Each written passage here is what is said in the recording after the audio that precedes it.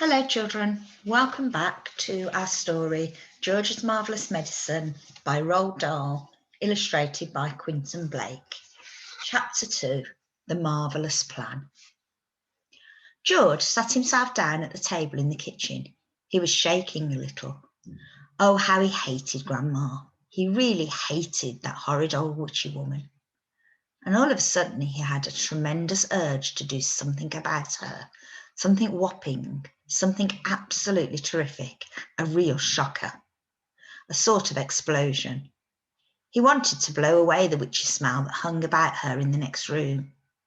He may have been only 8 years old, but he was a brave little boy. He was ready to take this old woman on. I'm not going to be frightened by her, he said softly to himself. But he was frightened, and that's why he wanted suddenly to explode her away. Well, not quite away, but he did want to shake the old woman up a bit.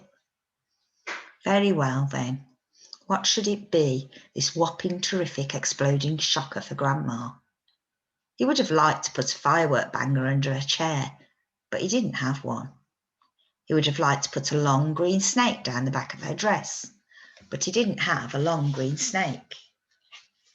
He would have liked to put his 6 big black rats in the room and lock the door, but he didn't have 6 black rats. As George sat there pondering this interesting problem, his eye fell upon the bottle of Grandma's brown medicine standing on the sideboard. Rotten stuff it seemed to be. 4 times a day a large spoonful of it was shovelled into her mouth, and it didn't do her the slightest bit of good. She always was just as horrid after as she'd been before. The whole point of medicine, surely, was to make a person better.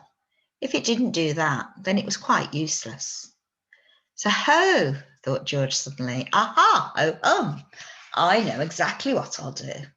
I shall make her a new medicine, one that is so strong and so fierce and so fantastic, it will either cure her completely or blow off the top of her head. I'll make her a magic medicine, a medicine no doctor in the world has ever made before. George looked at the kitchen clock. It said 10:05. There was nearly an hour left before Grandma's next dose was due at 11. Here we go then, cried George, jumping up from the table. A magic medicine it shall be.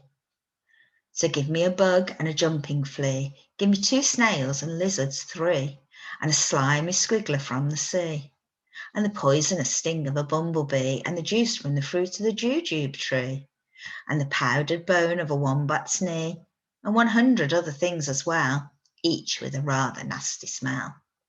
I'll stir them up, I'll boil them long, a mixture tough, a mixture strong, and then hey-ho and down it goes, a nice big spoonful, hold your nose. Just gulp it down and have no fear. How'd you like it, Granny dear? Will she go pop? Will she explode? Will she go flying down the road? Will she go poof in a puff of smoke? Start fizzing like a can of Coke?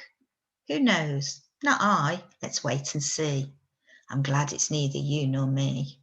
Oh, Grandma, if you only knew what I have got in store for you.